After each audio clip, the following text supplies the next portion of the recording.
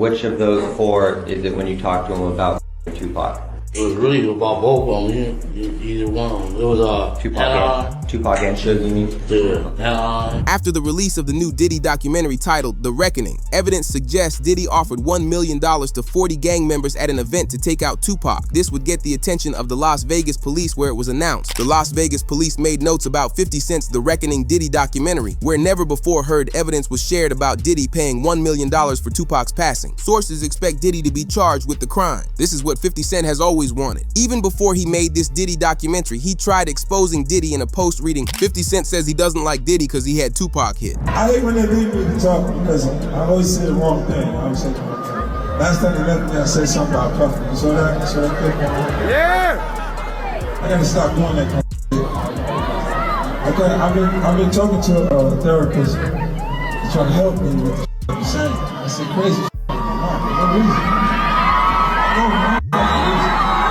Oh wait, maybe I said that about Puffy because he got Tupac killed.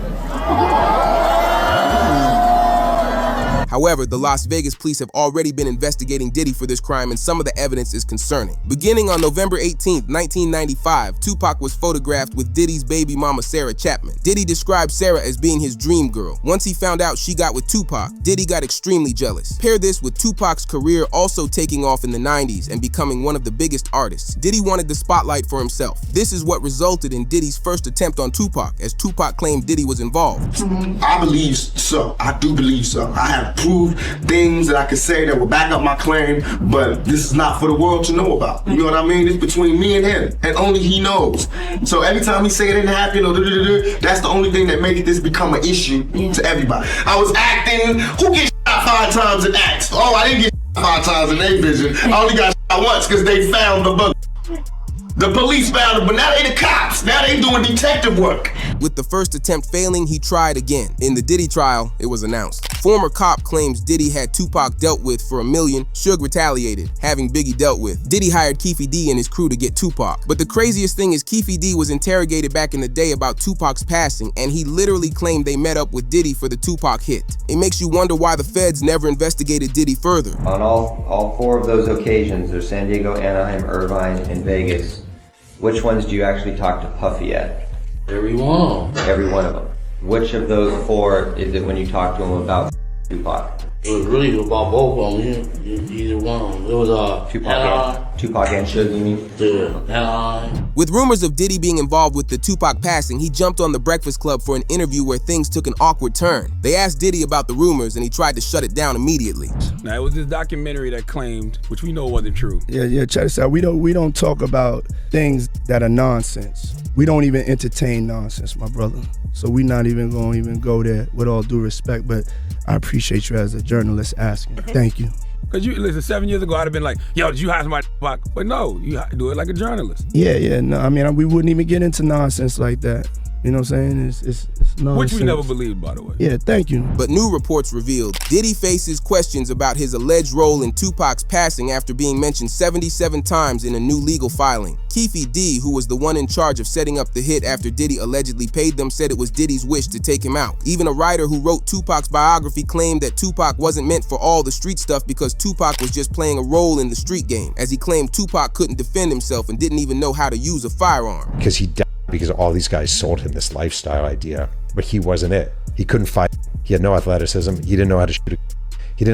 He wasn't that guy, but he started to believe it. He method acted it. 100% method acted it. But when you continue investigating, it proves Diddy didn't act alone, because new reports revealed someone much closer to Tupac also played a part. The reinvestigation of Tupac's passing is revealing new names and evidence of those involved. The new name brought up is Suge Knight. When you realize that Suge could be involved, it starts to make you wonder about this leaked lyric from an unreleased Eminem song in 2003. I'm holding Suge responsible for the passing of the 2 greatest rappers to ever grace the face of this planet. If only the late Christopher Wallace could talk, he could tell you himself. I'm holding Suge responsible for the passing of Ja Rule or anyone else down with the road. It seems like Eminem knew Suge was behind Biggie and Tupac. With it coming out that Diddy was too, it's possible they worked together. But to make it not so obvious, they tried to pin the crime on someone else. As Detective Russell Poole from the case suspected Knight arranged Tupac's passing before he could exit the label and framed the rival Blue Street team to throw off investigators, which raises the question of who's a famous Blue member that Suge wanted to pin the crime on. You quickly come to the conclusion conclusion that the plan was for Snoop Dogg to take the blame. He's one of the most famous Blue members from the streets, and his recent podcast revealed he was very close to the situation. Snoop claimed that he was supposed to be in the car on the night that Tupac was targeted. With Tupac, though, in regards to Tupac,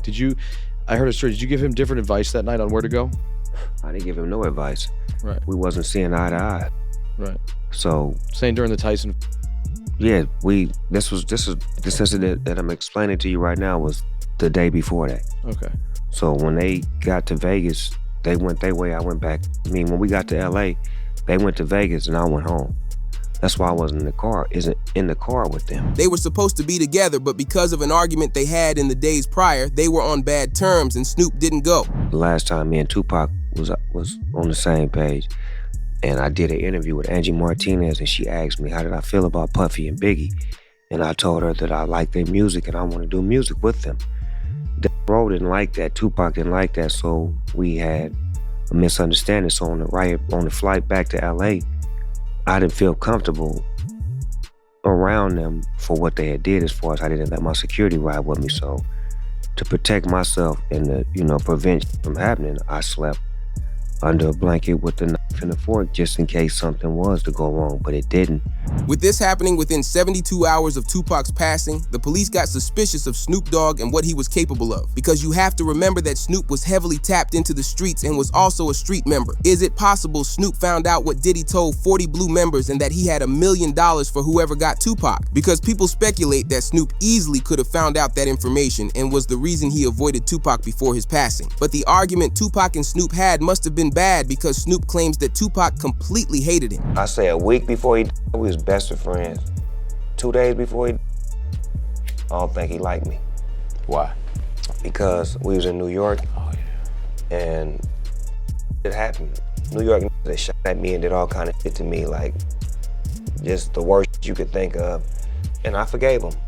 And went and did an interview and was asked, how do I feel about Puffy and Biggie? And I was like, I like it. I want to do some music with him. And I just rubbed Cuz the wrong way, like tried to kill me out at you, and you talking about you want to do a song with him. I wasn't thinking about his emotions. I was thinking about the way I felt at the time. I wasn't into no controversy. I liked his music. They was our friends. We was all friends at one point. This video footage of all of us hanging out. Although the physical evidence from the Diddy trial gave the courtroom chills when Keefe D explained how Tupac was taken out. On September 7th, 1996, Tupac was in Vegas with Suge Knight. They went to the MGM Grand to watch a Mike Tyson match, and once it was over, they spotted Blue member Baby Lane in the lobby, which quickly led to a brawl. Suge Knight and their entourage went to the Mike Tyson at the MGM Grand. Keefe D and his nephew, Orlando Lane Anderson, and two of their friends were also there. Keefe D told LAPD Detective Greg Kading more than a decade ago, in a proffer that couldn't be used against him, the shooting was retaliation after Tupac jumped Orlando and beat him up at the casino. Surveillance cameras recorded the fight. Tupac was angry that Lane had stolen his necklace years prior in Compton.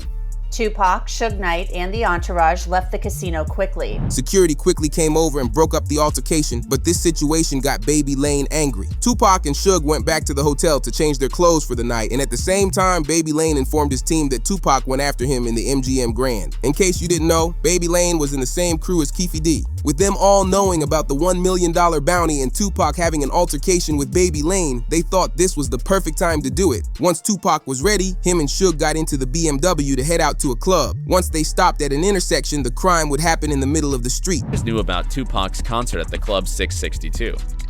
Members, including Orlando and Keefe D, jumped in their white Cadillac and started cruising the strip looking for the offender. Before long, they finally spotted Tupac's caravan.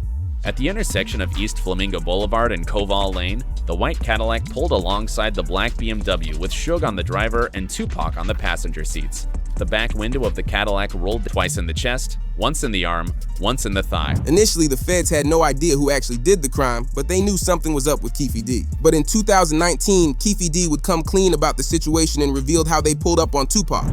And Bubble Up was the driver, and Baby Lane and Freaky were in the back seat. We was just all in the car together. Just say that. This was the white Cadillac. Yeah. So you guys are driving around, and then you hear these girls say, Tupac, Tupac. Got to the light. We was gonna go drink.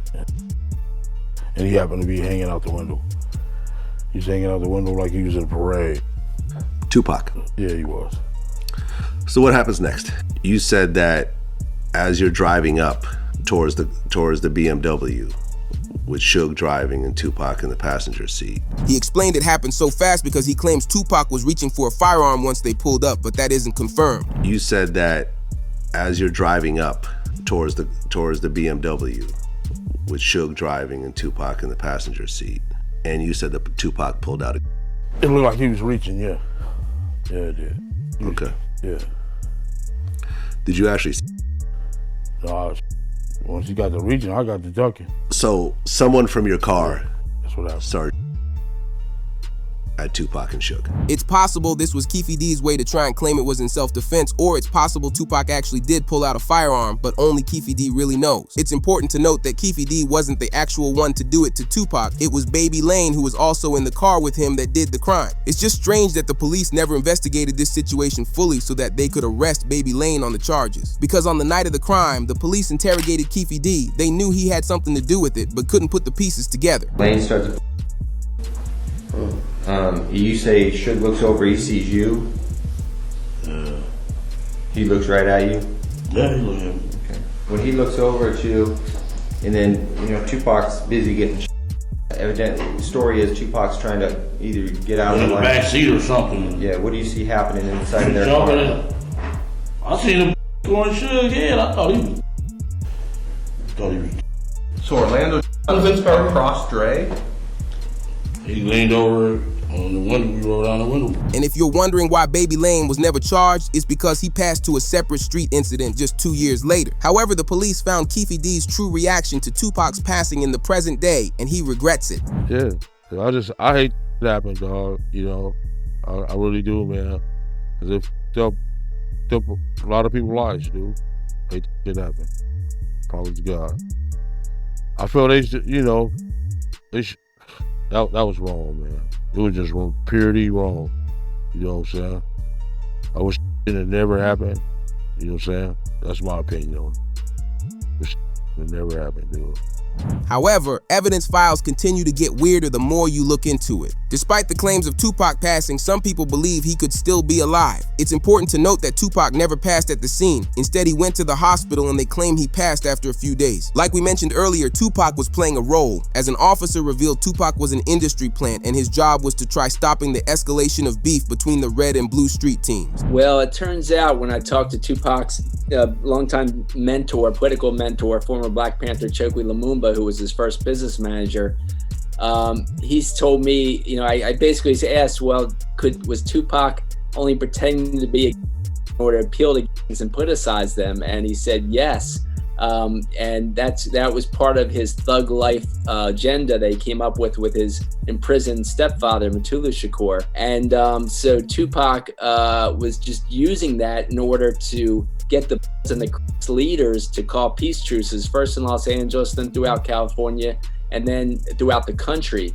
And that was why he was pretending to be this type. And really, he was just an intellectual prodigy. The plan was actually working because Biggie and Tupac were friends until the first attempt that Diddy took on Tupac. With the street rivalry escalating as a result of Tupac being targeted, it only got worse until the night that Tupac was taken out. But what's interesting to learn is that Suge Knight, who was in the car with him, believes that Tupac is still alive, which we'll share later in the video. Because in the files, there's an interview from a rapper named Tretch in 2010. Tretch and Tupac were close friends back in the day, but in the middle of an interview, things got weird. The interview was asking Tretch questions like normal, but once he put the camera down, he asked about the last time he saw Tupac. Keep in mind, this is 14 years after Tupac's passing, but Tretch answers the question like it's totally normal. He doesn't question why this reporter would be asking this over 14 years since his passing, as Tretch responds saying, "Last time I saw him, he was in Cuba." So if you ain't ready for it, get on the sidewalk. One last question.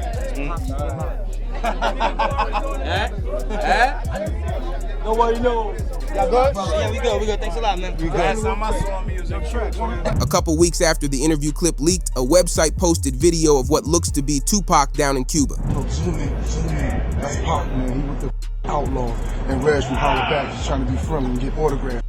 Holla back exclusive, baby. Holla back. This created the Tupac is alive in Cuba theory, but it doesn't seem like just a theory anymore. Because Suge Knight, who was in the car with Tupac, claims he was alive and well in the hospital. As Suge says, and I quote, "When I left that hospital, me and Tupac were laughing and joking. I don't see how somebody can turn from doing well to doing bad." I mean, when I left that hospital, me and Pac was laughing and joking.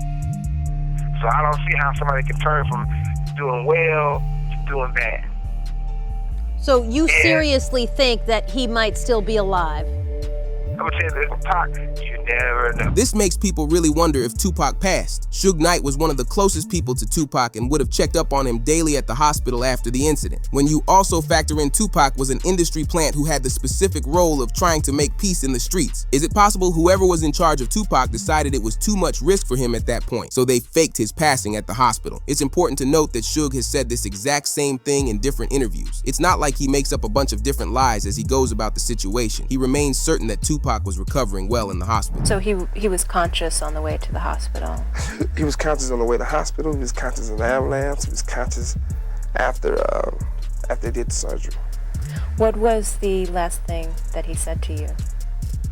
They left. To make it even more concerning, after the interview, he was targeted at a club when a man used a firearm in his direction 6 times, which made Knight hesitant to tell the police anything because he believed it was because he spoke about Tupac being alive. But it gets real interesting when Suge's son gets involved. Many people believe this was Suge's son just trying to get clout for himself, but some people actually believe him. In 2018, he posted on Instagram stating that Tupac was alive and living in Malaysia. In the following days, he posted again with a text conversation which said, "You said too much, time for you to go." With Suge's son worrying about his safety, he crashed out on Instagram and posted pictures of Tupac with modern celebrities like 50 Cent and Beyonce. He made it seem like someone was after him for leaking the information as he captioned the post, "He never left us. They'll be after me soon." But what do you think happened? Do you think there's any chance Tupac is around today, or do you think the feds need to look into Diddy and bring charges against him?